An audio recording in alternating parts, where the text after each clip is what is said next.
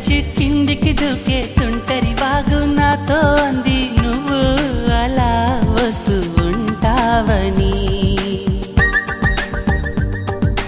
గుండెల నుంచి గుప్పున ఎగసే ఊపిరి నీకో కబురం పిండి చలి నీకై చూస్తూ ఉంటానని. మనసు మునుపు ఎప్పుడు ఇంత ఉలికి ఉలికి పడలేదు కదా, మనకు తెలియనిది వింత ఎవరి చలవ ఈ గిల్లికింత.